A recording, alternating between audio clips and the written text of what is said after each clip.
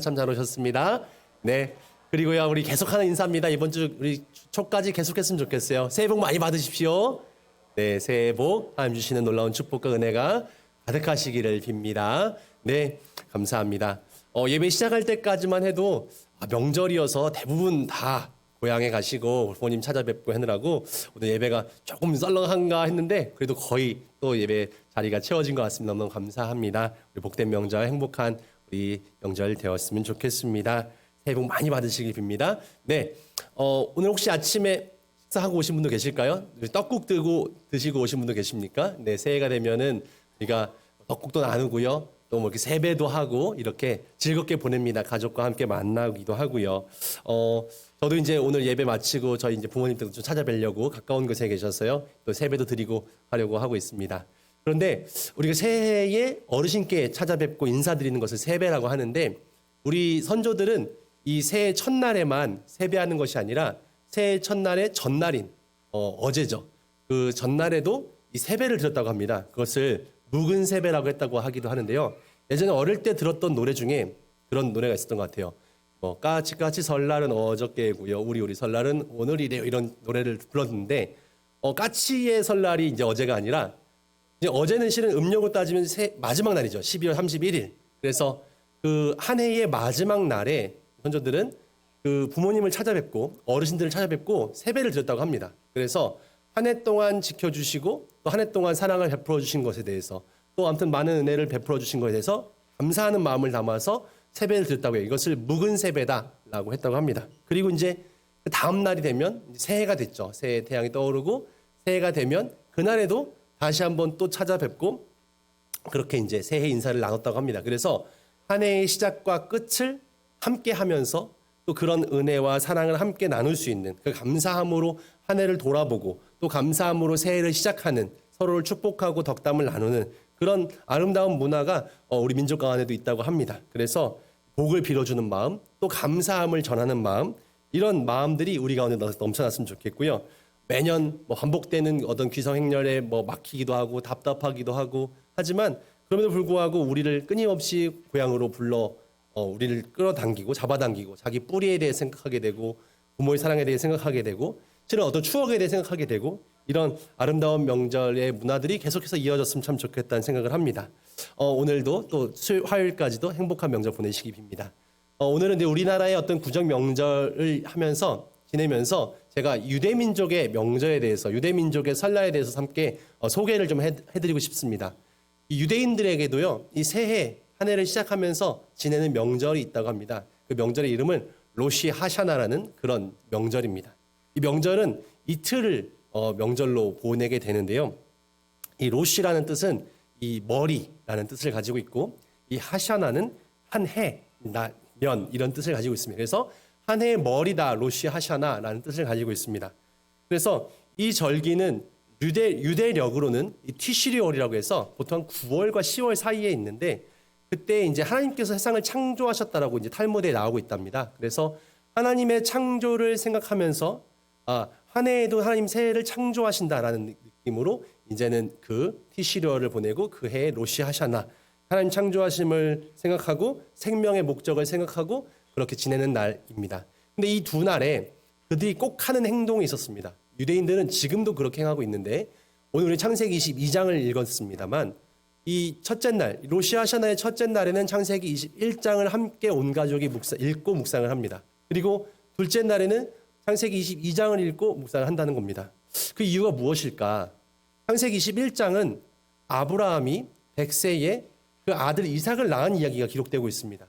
그러니까는 도대체 낳을 수 없는 상황이었죠. 사례도 이미 경수가 끊어졌고 나이가 이미 너무 많았고 아브라함도 그럼에도 불구하고 하나님께서 약속하셨던 그 자손을 이삭을 낳게 하셔서 그의 가정의 기쁨이 넘쳤던 일을 함께 읽게 됩니다. 이삭이라는 이름의 뜻 자체가 웃음, 기쁨 이런 뜻을 가지고 있는데 그 가정과 그 삶 가운데 기쁨과 감사가 웃음이 넘쳤던 것을 기억하면서 유대인들도 올 한 해 동안 이렇게 기쁨이 넘치고 이렇게 웃음이 넘치고 감사가 넘치는 한 해가 되었으면 좋겠다. 그리고 하나님께서는 더딜지라도 반드시 응답하신다라는 그 이삭의 탄생 이야기를 읽으면서 우리 삶 가운데도 올 한 해 우리 기도에 응답해 주시기를 그렇게 묵상하게 됩니다. 그런데 그렇게 이제 우리의 삶에 축복하시고 웃음 넘치게 하시고 감사를 넘치게 하신 하나님에 대한 이야기 읽고 난 다음 날, 이제 새해의 두 번째 날이죠. 로시 하샤나 두 번째 날에는 창세기 22장을 읽습니다. 창세기 22장의 내용은 우리가 조금 읽었지만 어떤 이야기가 나옵니까? 하나님께서 아브라함에게 갑자기 이 아브라함이 이삭과 함께 행복한 나날을 보내고 있을 때, 그때쯤 되면은 아브라함 나이가 많았고요. 더 이상 그의 삶을 피곤케 하는 어려움들이 다 없어졌습니다. 행복한 나날을 보내고 있었습니다. 오랜만에. 그런데 하나님께서 갑자기 이 아브라함에게 너의 아들 독자 이삭을 나에게 바쳐야겠다 라고 이야기하십니다. 창세기 22장 2절 말씀 볼까요? 굉장히 엄하게 요구하시죠. 여호와께 이르시되 내 아들 내 사랑하는 독자 이삭을 데리고 모리아 땅으로 가서 내가 내게 일러준 한 산 거기서 그를 번제로 드리라. 내 아들이고요. 내 사랑하는 독자라고 분명히 이야기합니다. 하나님의 이런 요구가 얼마나 잔인합니까? 실은 믿지 않는 사람들은 이런 아브라함에게 하시는 하나님의 요구가 말도 안 된다. 너희가 믿는 하나님, 이 기독교 신앙은 뭔가 좀 이상해. 구약의 하나님은 뭔가 이해할 수 없는 분으로 이렇게 이야기합니다. 성경은 이런 부당한 하나님의 요구에 대해서 이렇게 우리에게 설명하죠. 하나님께서 아브라함을 시험해 보시려고, 그가 얼마나 하나님을 잘 믿는가, 어떤 억지스러운 요구에도 그가 순종하는가를 테스트하시려고 그렇게 한 거였다. 물론 진짜 이삭을 빼앗거나 죽이려는 의도는 없었어. 그러니까 뒤에 나오는 순양도 준비하셨죠. 우리는 이미 내용을 알고 있기 때문에 하나님은 원래 그런 분은 아니야. 하나님은 원래 사랑이 충만한 분이고 아브라함을 인정하시는 분이고, 하나님께서 아브라함을 테스트하시려고 잠깐 그렇게 시험으로 인도하셨지만 이 아들까지 죽이려는 의도는 전혀 없었어. 이렇게 우리는 믿고 싶습니다. 믿죠. 그런데 실제 아브라함은 그 당시에 그렇게 느꼈을까요? 하나님이 뭐 허튼 말 하는 분입니까? 너의 아들 독자 사랑하는 그 아들을, 외아들을 내게 바쳐라 했을 때 지금까지 삶을 인도해 오셨던 하나님의 모습과 너무 다른 하나님의 모습이셨습니다. 그가 맨 처음에 창세기 12장에서 내가 내게 지시할 땅으로 가라, 떠나라 할 때부터 그는 하란에서 세겜으로, 베델로, 또 네겝으로, 이집트로, 헤브론으로, 또 그랄로, 부엘세바로 수많은 곳들을 다니면서도 늘 인생의 어려움과 고난이 많았지만 하나님이 늘 지켜주시고 보호해 주시고 그의 삶 가운데 축복해 주셨습니다.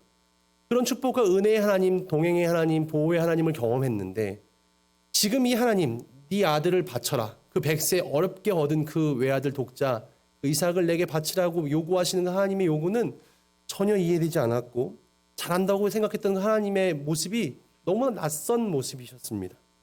이상한 것은 그런데 아브라함이 하나님께 전혀 이의를 제기하지 않는다는 사실입니다. 나는 믿음인가 보다, 역시 믿음의 조상이 될 만한 분이야 라고 생각할 수 있겠지만, 아브라함은요, 지금까지 그가 생각할 때 이해가 안 되면 실은 하나님과 막 그렇게 대결을 할 정도로, 실은 하나님께 끈질기게 협상을 요구할 정도로, 실은 소돔과 고모라 성을 내가 멸망시키겠다라는 그 하나님의 계획을 알게 되었을 때 아브라함은 하나님 찾아갑니다. 하나님, 그 소돔과 고모라 땅에도 의인이 있지 않겠습니까? 50명만 있다면 멸망시키지 말아주십시오. 또 찾아가죠. 5명은 빼면 안 될까요? 45명, 40명, 30명, 20명, 10명까지. 총 하나님과 6번이라도 하나님의 계획을 막을 정도로, 내가 하나님의 계획을 좀 바꾸고 싶습니다라고 요구할 정도로 그는 끈질기게 남을 위해서는 하나님의 앞길을 가로막는 일도 마다하지 않았던, 실은 그런 아브라함이 실은 정작 자기의 일이죠. 자기의 문제. 지금 이 아들을 하나님께 바치는 이 문제 앞에서 이제 침묵하고 있습니다. 하나님의 요구가 부당하다고 실은 좀 항변했다라면 오히려 더 인간적이었을 것 같아요. 실은 오히려 덜 마음이 아팠을 것 같습니다. 근데 지금 성경은 이 아브라함의 이 사건을 굉장히 객관적으로 묘사합니다. 3절 말씀 잠깐 볼까요? 아브라함이 3절이요? 네. 제가 23 넘어갔죠. 그 다음요. 아브라함이 아침에 일어나 나귀의 안장을 지우고 두 종과 그 아들 이삭을 데리고 번제에 쓸 나무를 쪼개어 가지고 떠나 하나님이 자기 일러주신 곳으로 가더니라고 나와 있습니다. 전혀 아브라함의 감정이 나와 있지 않습니다. 그가 어떻게 힘들었는지, 아내한테 이야기를 했는지 안 했는지, 얼마나 속상했는지, 그 길 걸음걸음이 얼마나 가기 싫은 걸음이었는지, 얼마나 눈물이 났는지 이런 얘기 전혀 없고요. 그냥 사흘 동안에 그가 일찍 일어나서 나귀에다 안장을 지우고 아들을 태우고 짐을 매게 하고 뭐 이런 이야기들을 쭉 나눕니다. 전혀 아브라함이 어떤 생각을 하고 있고 어떤 마음인지 어떤 말을 했는지가 전혀 나와 있지 않습니다. 실은 어떤 말로 그의 마음을, 그 아버지의 마음을 다 표현할 수 있을까요? 네. 말이 끊긴 그 자리에서 우리는 함께 지금 굉장히 가슴 아파해야 하는 상황입니다. 그리고 도착했어요. 4절 볼까요? 이젠 제3일에 3일 동안 걸어갑니다. 그 길까지. 그리고 아브라함이 눈을 들어 그곳을 멀리 바라본지라. 도착했어요. 이제는 저곳이 내가 내 아들을 죽이는 장소구나. 얼마나 올라가기 싫었을까요? 얼마나 이걸 안 하고 싶었을까요? 하나님 내가 버리더라도 나 이거 못하겠어요. 할 수 있는 상황이었겠죠. 근데 지금 이제 두 종들을 그 자리에 내려놓고 나귀를 지키고 있어라. 그리고 이제 그 번제에 쓸 장작을 아들에게 지웁니다. 그리고 본인은 번제에 쓸 불을 챙기고 칼을 들고 이제 올라가자. 아들은 묻습니다. 이삭이 묻죠. 불과 장작은 챙겼는데요. 그럼 번제에 쓸 양은 어디 있습니까, 아버지? 그러자 아브라함은 얘기합니다. 얘야, 하나님께서 번제에 쓸 어린 양은 이미 손수 마련해 주실 거다라고 답변합니다. 실제로 그렇게 됐죠. 근데 아브라함은 이때 그렇게 아들에게 안심시키려고 얘기했겠지만 네가 그 양이란다 얘기했을까요? 실은 어떤 마음으로 하나님께서 이 어린 양을 손수 준비해 주실 거야 라고 얘기했을까요? 실은 결과적으로 맞는 말이 되었지만 이 말을 하는 아브라함은 얼마나 마음이 절절하고 실은 얼마나 고통스러웠을까요? 우리는 이 이후에 벌어진 일을 알고 있습니다. 아브라함이 재단을 쌓고 이제 거기 장작을 벌려놓고 거기다 갑자기 이삭의 손을 묶었겠죠. 이삭은 뭐 난리를 쳤을 겁니다. 잠깐 그림 한번 띄워주실까요? 많은 화가들은 이렇게 아브라함이 이제 이삭을 죽이려 할 때 두 사진이 있는데 두 개 그림이 있는데 실은 뭐 수많은 화가들이 이때 아브라함과 이삭의 그림을 많이 그렸습니다만 이 왼쪽에 있는 거 보시면 이삭이 굉장히 막 공포에 질려 있죠. 당연하죠. 아버지가 자기를 지금 묶어놓고 자기를 태워 죽이려고 합니다. 자기를 이런 만약 이런 상황을 본다면 우린 당연히 이거는 미친 짓이고 이거는 지금도 하나님께서 뭐 사람을 바치라, 뭐 돈을 바쳐라, 뭐 가정을 포기해라, 네의 어떤 인생을 다 걸어라. 그런 광신도, 그런 이상한 이단, 사이비, 그런 종교, 그런 교회 절대 다니면 안 돼. 이렇게 얘기하지 않겠어요? 하나님께서 그런 요구를 했다고 쳐봅시다. 너의 것을 다 바쳐라, 너의 가족을 바쳐라, 너의 뭐 모든 걸 다 내려놓아라. 그런 종교는 이상한데, 그런 신앙은 가짜야. 실은 우리는 이렇게 얘기하고 싶을 거예요. 실은 아브라함도 마찬가지. 하나님의 요구는 지금 말도 안 돼. 하나님의 나에 대해서 아들을 바치라니. 그럼 왜 주셨어? 왜 이렇게 힘들게? 왜 약속하셨지? 실은 그러면서 당연히 거부해야 맞습니다. 실은 굉장히 고뇌하고 공포에 질려있고 충격에 쌓여있는 그런 상황입니다. 넘겨주실까요? 그런데 이삭을 바치라는 하나님의 이 요구가 아브라함에게 너무 낯설고 무서운 분이셨습니다. 욥이 경험한 하나님도 마찬가지였어요. 욥은 하나님을 참 내 삶을 축복해 주시는 분, 내 삶을 은혜로 채우시는 분이셨습니다. 그런데 그에게서 모든 재산을 다 빼앗아 가시고 그의 몸에 질병을 주실 때만 해도 실은 하나님을 저주하고 그냥 죽으라는 그 아내의 요청에도 내가 어떻게 하나님을 그렇게 할 수 있냐라고 외칩니다. 끝까지 자신의 신앙을 지킵니다. 근데 수많은 친구들이 와서 야, 하나님이 너에게 그렇게 벌 주실 때는 분명한 이유가 있겠지. 너가 잘못했거나 너의 죄가 있거나. 그때 이 욥은 이야기합니다. 아니야, 나는 그런 거 없어. 나는 지금 하나님이 잘못했다 생각한다. 하나님을 이해할 수 없어. 욥은 이렇게 이야기를 합니다. 실은 큰 어려움을 당할 때, 고통스러운 상황을 경험할 때 하나님을 이해할 수 없게 됩니다. 이삭의 희생을 경험하게 되는 이야기는 우리가 생각하는 하나님 상을 조금 해체시킵니다. 하나님은 선한 자에게 상 주시고 악한 자에게 벌 주시는, 실은 그런 분이니까 단순하게. 실은 물론 하나님을 잘 믿는 자들, 하나님 앞에서 선하게 살려고 하는 사람들에게 은혜 베푸시고 축복해 주시는 분입니다. 그러나 실은 우리들의 삶만 경험해도 어떻습니까? 내 삶에 늘 행복하고 좋은 일만 있습니까? 가끔은 어려운 일도 있고 힘든 일도 있고 이해되지 않는 일도 벌어지지 않습니까? 세상에 악하고 나쁜 사람들도 잘 되는 모습들을 우리는 경험하지 않습니까? 도대체 이게 왜일까? 무엇일까? 전도서 기자는 3장 11절에 이렇게 말씀을 전하기도 합니다. 하나님은 모든 것을 지으시되 때를 따라 아름답게 하셨고 또 사람들에겐 영원을 사모하는 마음을 주셨느니라. 그러나 하나님이 하시는 일의 시종을 사람으로 측량할 수 없게 하셨도다. 내가 측량할 수 없을 만큼 살다 보면 하나님 안 계신 것처럼 느껴질 때도 있고요. 우리에게 무관심해 보이는 것처럼 생각될 때도 있습니다. 가끔 우리를 절망의 그늘 가장자리로 몰아가실 때도 있습니다. 굉장히 낙심되기도 합니다. 내 신앙과 믿음이 정말 그렇게 해체되기도 합니다. 아브라함은 지금 하나님 뜻을 다 이해할 수 없었습니다. 그런데 그렇다고 해서 하나님에 대한 어떤 신뢰를 저버릴 수도 없었습니다. 신앙생활은 늘 모든 게 잘 될 거라면서 예전에 잘 됐던 뭐 잘 되는 나, 긍정의 해임 이런 책들이 굉장히 기독교 안에서도 굉장히 인기를 끌었던 때가 있습니다. 저도 굉장히 동의합니다. 그러나 모든 신앙인들이 다 긍정적으로 생각한다고 다 잘 되기만 합니까? 낙관적인 사고를 갖는다고 해서 하나님께서 다 축복해 주십니까? 네. 인생은 그렇게 만만하진 않죠. 교회 다닌다고 무조건 다 잘 됩니까? 교회 다녀도 병 걸리기도 하고 실패하기도 하고 안 되기도 합니다. 고통과 절망도 찾아옵니다. 낯선 현실 속에서 우리는 과연 하나님을 신뢰할 수 있는가? 이 이삭의 희생 이야기를 읽는 이유는 이스라엘 민족들이 유대인들이 왜 이 새해를 시작하면서 창세기 22장을 읽었냐면 신앙은 결단이라는 겁니다. 신앙은 내가 잘 될 때만 좋을 때만 내가 그냥 그분에게 감사하고 찬양하는 것이 아니라 상식적이어야 하지만 그것을 넘어서야 할 믿음이 필요하다는 거죠. 이삭 이야기의 결말 우리는 알고 있습니다.